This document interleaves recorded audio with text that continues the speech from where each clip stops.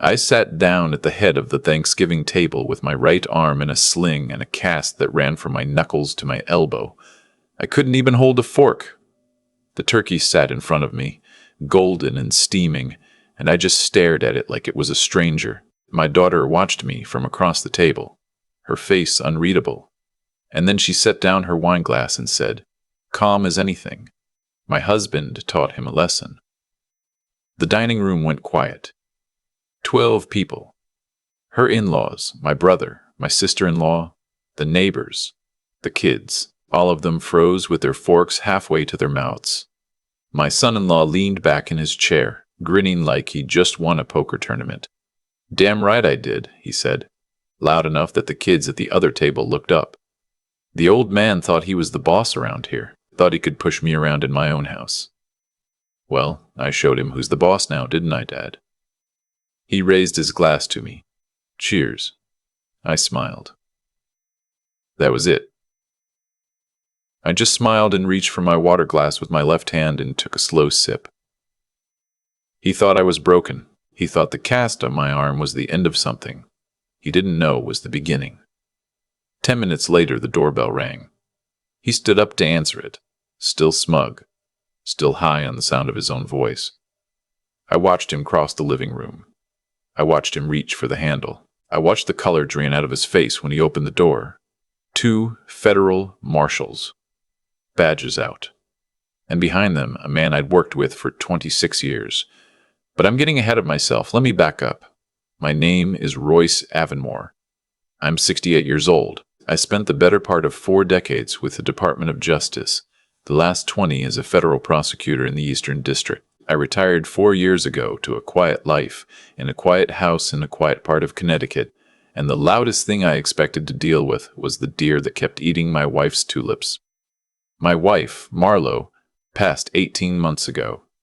Pancreatic, it was fast, and it was cruel, and it left me hollowed out in a way I didn't know a person could be hollowed out. My daughter, Sutton, was the one who held me up through it.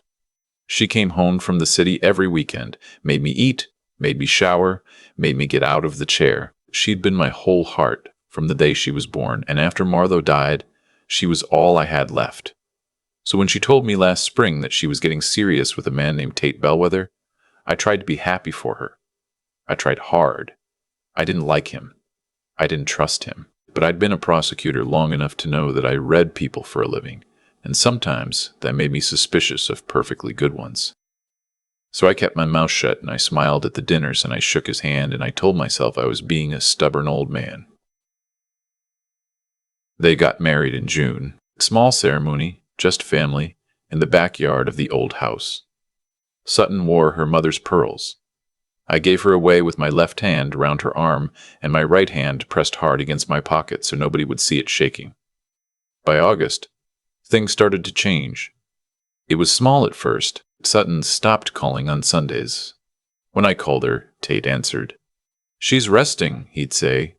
Or, she's at the gym. Or, why don't I have her call you back tomorrow? She never called back. I'd see her on Instagram, smiling at some restaurant in the city, and then I'd realize she hadn't returned my last 3 texts. In September, I drove down to see her without warning. Tate answered the door in a bathrobe at 4 in the afternoon and looked annoyed to see me. He didn't invite me in. He stood in the doorway and told me Sutton was in the shower and that I should have called first. I stood on the stoop and asked him to tell her I'd come by. He said he would. He didn't. I found out a week later when she finally called me. Dad, why didn't you say you were coming down? Her voice was small, confused. Tate said he hadn't seen you in a month. That was the first lie I caught him in. It wasn't the last. Over the next 2 months, I started keeping a notebook. Old habits. When you spend your life building cases, you don't stop just because you're retired. I wrote down dates. I wrote down what Sutton said. I wrote down what Sutton said. I wrote down the things that didn't add up. The phone calls she didn't return. The plans that got canceled at the last minute. The bruise I noticed on her forearm at her birthday dinner in October that she said she'd gotten from bumping into the kitchen counter. The way her eyes flicked to him before she answered any question I asked her. The fact that she'd lost 10 pounds since June and her wedding ring spun loose on her finger.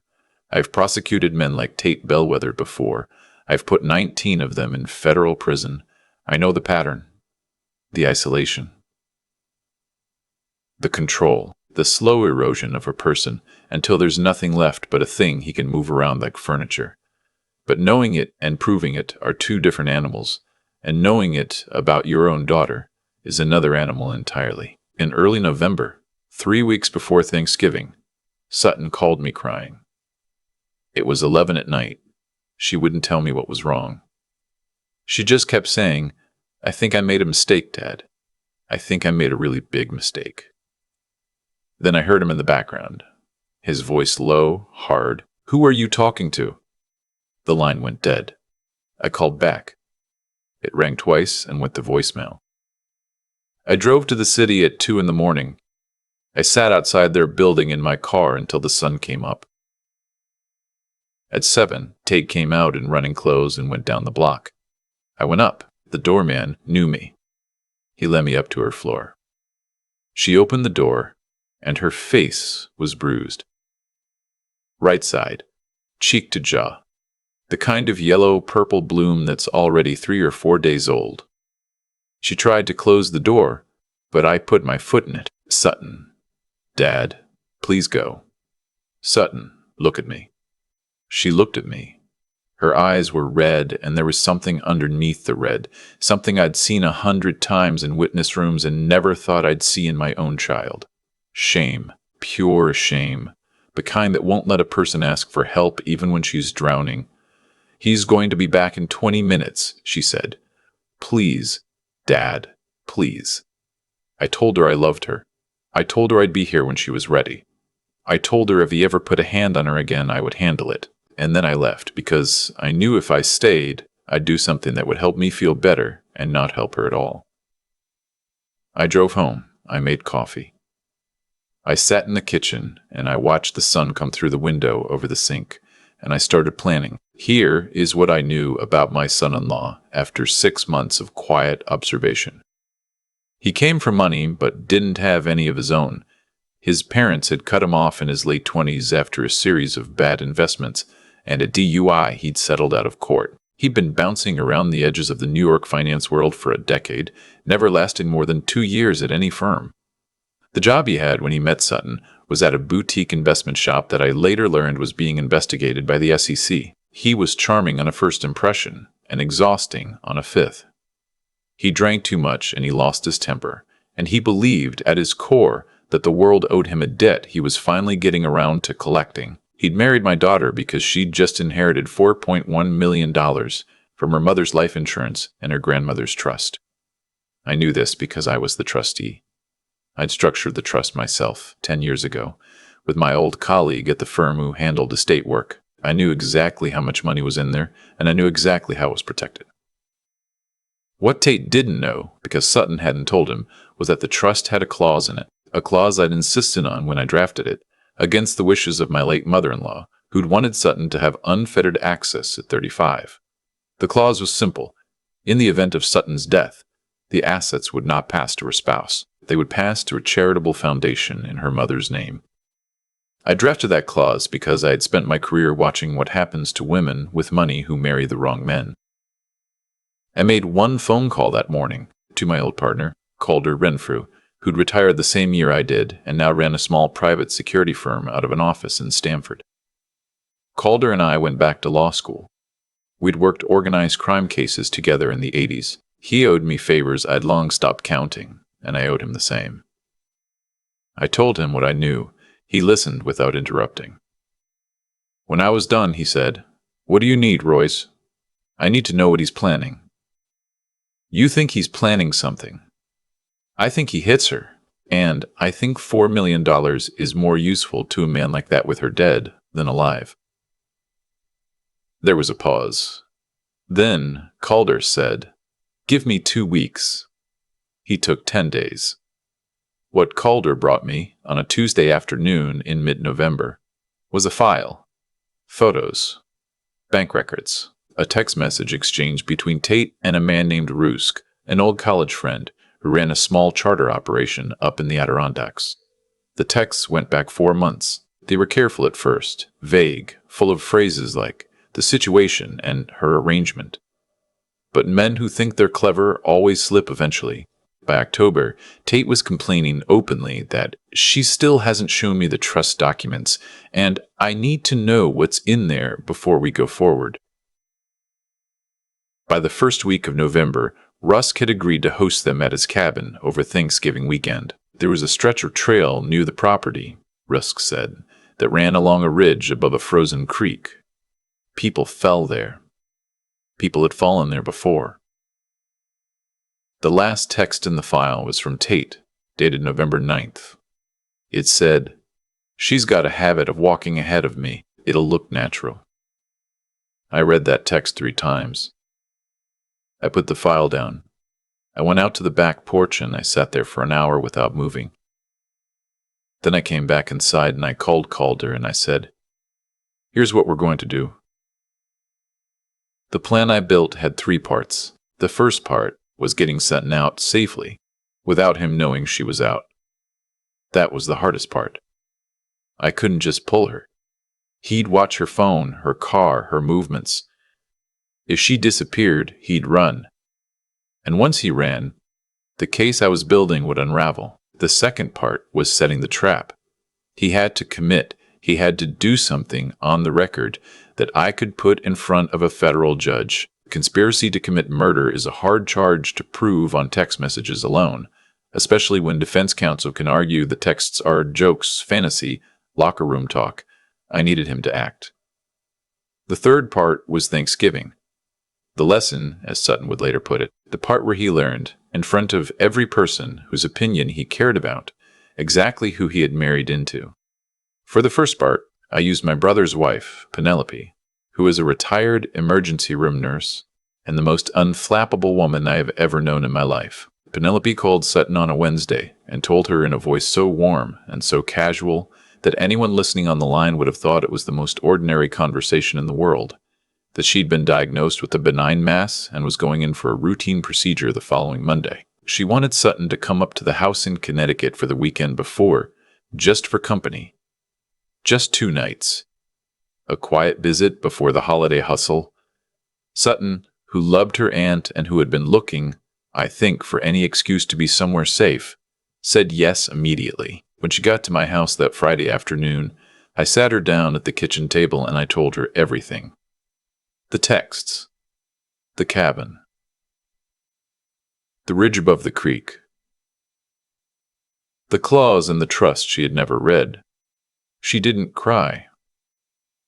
That's what I remember most. She listened with her hands folded in her lap, and when I was done, she said very quietly, "I knew." You knew? Not all of it. Not the cabin. Not Rusk. But I knew, Dad. The last few weeks I knew. I just didn't know what to do. I reached across the table and I took her hand in my left hand and I held it. "You're going to do exactly what I tell you to do," I said. "And in 3 weeks, this is going to be over, and you are going to have the rest of your life back." She nodded. Then she said, "Are you going to make him hurt?" I'd been a prosecutor for 40 years. I had stood in front of juries and asked them to send men away for the rest of their natural lives. I had argued for the maximum, and I had meant every word of it. But I had never, not once, made a case personal. I'd always told the young attorneys in my office the same thing. The law isn't your weapon, it's your responsibility. I looked at my daughter's bruised face and I said, yes, I'm going to make him hurt. The second part took the longest. We sent Sutton back to him on Sunday night.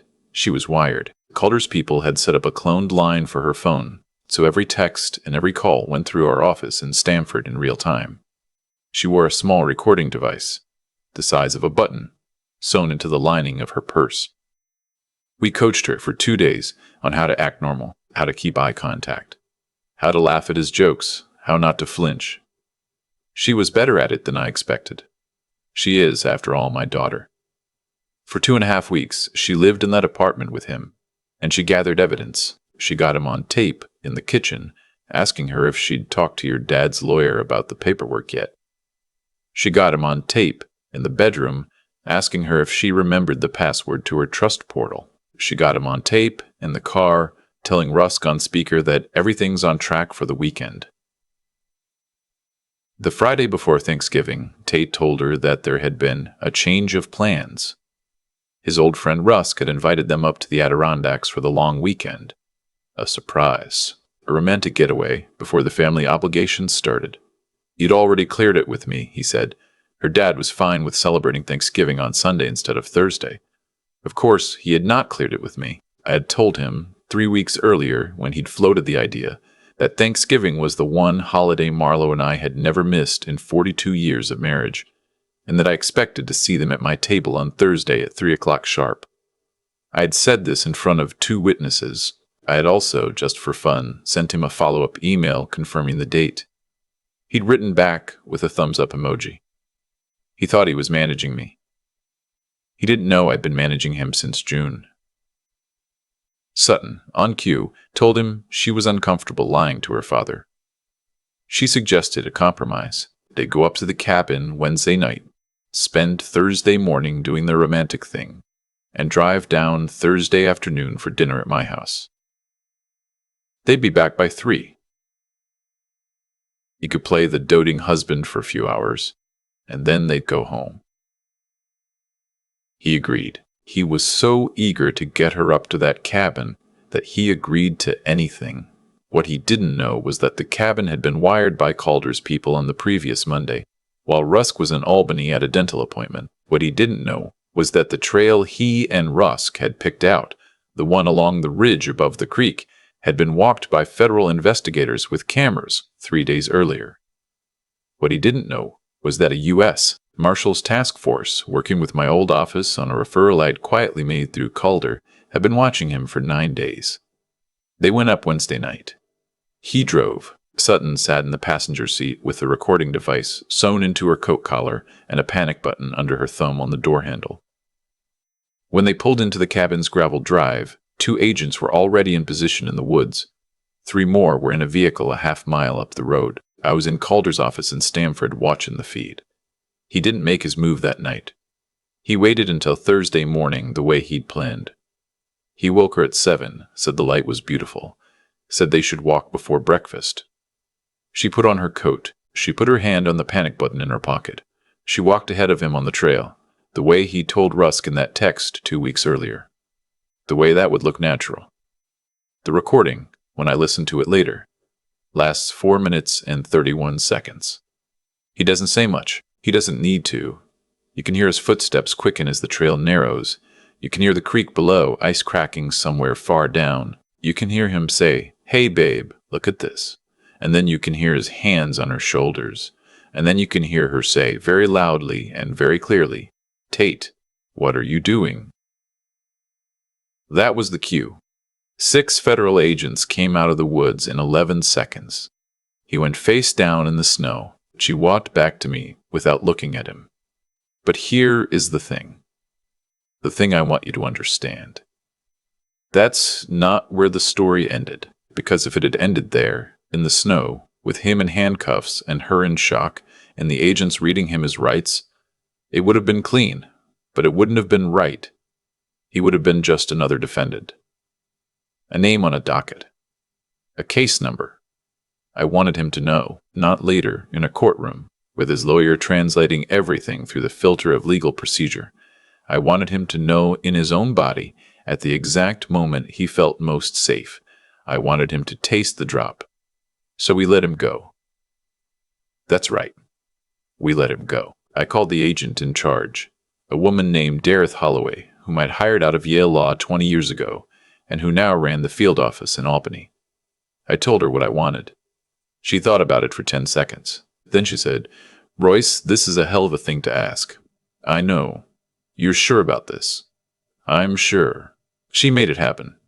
The agents pulled back. Sutton, who had been briefed for this exact possibility, told Tate in the cabin, with tears in her eyes that were 90% acting and 10% rage, that she had slipped on the trail, that she'd panicked, that the men in the woods were just hunters, that she was so sorry, so sorry. She didn't know what had come over her. Please, don't be mad. He bought it. He bought every word of it. Because in his mind, he was the smart one, and she was the soft one, and of course she'd panic, and of course she'd apologize. That was the whole shape of his marriage. That was the whole shape of his life. They drove down to my house Thursday afternoon. He was quiet on the drive. She told me later he kept looking at her sideways, trying to figure out if she was acting strangely. He couldn't tell. She'd gotten that good. Now the arm. The cast on my arm was real. The break was not. 2 days before Thanksgiving, I went to my orthopedist, a man I've known for 30 years, and I asked him for a favor. I told him I needed a soft cast material, sling, the whole presentation. No actual injury. He looked at me over his reading glasses, and he said, "Royce, what in God's name?" I told him. He cast me up that afternoon. When Tate and Sutton walked in my house at 2:50 on Thursday afternoon, I was sitting in my chair in the living room with my arm in a sling, my face slightly pale, a bandage on my temple. I looked at Tate and I said, in a voice that was deliberately weak, "I had a fall yesterday, out at the woodpile. Doctor says I have to take it easy for a while." He almost laughed. I watched him almost laugh. I watched him try to hide it. He'd been planning to come into this house and play the dutiful son-in-law to a man he was about to widow, and now he was being handed, on top of everything else, the gift of a frail old father-in-law who'd hurt himself splitting wood. He thought God was on his side. He sat down at my dinner table at 3. He had a glass of wine. He had another. He told a story about his college days. He laughed at his own jokes. By the time the turkey came out, he was loose and red-faced and certain of himself in a way that men like him only get when they think they've won. Sutton walked into the dining room with the gravy. She set it down in front of me. She looked at me and her eyes were calm. I put my left hand on hers. She turned to the table. "My husband," she said very gently. "Taught him a lesson," she said very gently. "Taught him a lesson." The room hushed. 12 faces turning toward her, 12 forks pausing. And Tate, oh Tate, leaning back in his chair and grinning and raising his glass. Damn right I did. The old man thought he was the boss around here. I showed him. I smiled at him. That was when the doorbell rang. He answered it himself. He was so high on himself, so sure of his place in the room, that he stood up to play the host. He crossed the living room with his wine glass still in his hand. He opened the door. 2 federal marshals. Dareth Holloway behind them in a long black coat, her badge clipped to her lapel, and behind her my old colleague from the Eastern District, the U.S. Attorney himself, a man named Halverson Pike, who had flown up from D.C. that morning as a personal favor to me. Tate's wine glass slipped out of his hand and shattered on the foyer tile. Halverson stepped forward. He read the charges. Conspiracy to commit murder, attempted murder, wire fraud because of the trust portal, federal racketeering charges connected to Rusk in the cabin, 12 counts in all. He read them slowly in his courtroom voice, the one I'd heard him use 100 times. He wanted the dining room to hear every word. The dining room heard. My brother stood up halfway through the reading. His wife pulled him back down. The neighbors stared at the floor. Tate's mother, who had never liked and who had spent the entire dinner correcting my daughter's table manners, made a sound I will remember for the rest of my life. A small animal sound like something giving way. When Halverson was done, the marshal stepped forward and put Tate in cuffs. He didn't fight. He'd gone gray. He looked at Sutton across the room and his mouth opened and nothing came out. Sutton walked over to him. She walked right up to him, until she was a foot away and she looked at his face. Then she said, "I read the trust last week, Tate, the one you kept asking about. I read every page of it. My father drafted it 10 years ago. There's a clause in there about what happens if I die before you. Do you want to know what it says?" He didn't answer. "It says you don't get $1, she said. "It says it goes to my mother's foundation, every penny." She held up her left hand and slit her wedding ring off and dropped it into his shirt pocket. "I'll see you in court," she said. The marshals walked him out. The door closed behind him. Sutton stood in the foyer for a long moment, with her back to the dining room, and then she turned around and walked back to her seat and sat down and picked up her napkin and put it in her lap. "Dad," she said, "can someone help you with your turkey? You can't hold the fork." I lifted my right arm out of the sling. I peeled the Velcro off the cast. I pulled the whole thing free in one motion and set it on the table next to the cranberry sauce. My right hand was perfectly fine. I flexed my fingers. I picked up my fork to look on Tate's mother's face. I'm not proud of it, but I will carry that look with me as a kind of warm stone in my pocket for the rest of my life. "I'll manage, sweetheart," I said. We ate Thanksgiving dinner. The conversation was strange for a while, then it wasn't. My brother told a story about our father. The neighbor's kid spilled milk. Penelope made everyone laugh about her fake medical procedure. Sutton ate 3 plates. She hadn't eaten 3 plates of anything in 6 months. After dessert, when most of the guests had left and the kitchen was being cleaned up by my sister-in-law and the neighbors, I sat with Sutton on the back porch. It was cold. We had blankets over our laps. The yard was full of the long blue shadows that come at the end of a Connecticut November day. She was quiet for a long time. Then she said, "Dad, why didn't you just tell me? Back in June, when you knew." I thought about it. I thought about the right answer, the one that would let me off the hook. I didn't give it to her. "Because I didn't think you'd believe me," I said, "and I was afraid that if I tried, I'd lose you." She was quiet a while longer. And then she leaned her head against my shoulder, my left shoulder, the good one, and she said, "I'm sorry, Daddy." I didn't say anything. I couldn't. I sat there in the cold with my daughter's head on my shoulder, and I watched the light go out of the sky over the trees, and I thought about her mother, and I thought about the long road that had brought us back here, to this porch, to this quiet, and I thought about how every single thing I had ever learned in 40 years of practicing law had come down in the end to this. You protect your own. You do it patiently. You do it correctly. You do it within the law, because the law is the difference between justice and revenge, and you owe that distinction to the people who built it before you. But you protect your own. Tate Bellwether pleaded guilty in February to avoid trial. He took 22 years. Federal, no parole. Rusk took 14. The trust money is still in the trust. Sutton is back at her old job. She sees a therapist on Tuesdays. She comes home most weekends. We have dinner. We don't talk about it much anymore. We don't need to. This past Thanksgiving, 1 year later, she sat at my table again. No cast, no sling, no marshals at the door. Just her and me and Penelope and my brother and the neighbor's kid, who is now 13 and eats more turkey than 3 grown men. Sutton stood up before we ate, and she lifted her glass and she said, "To Mom, and to Dad, who taught me what a real man looks like." I lifted my glass with my right hand, the hand that was never broken, the hand that drafted that trust 10 years ago, the hand that, on a cold morning in a Stanford office, had pointed at a photograph and said, "Here, this one, we move on this one," the hand that, when it mattered most, had held my daughters. That, friends, is what a lesson looks like. Not the kind he was bragging about at my table, the kind the world quietly teaches a man like him, in a foyer on a Thursday in November, with the smell of turkey behind him and the feel of cold steel on his wrists, and the sound of a door closing on the only future he ever bothered to imagine. If you're listening to this and you know someone like my daughter, someone who has gotten quiet, someone whose ring spins loose, someone who flinches before she answers a question, do not look away.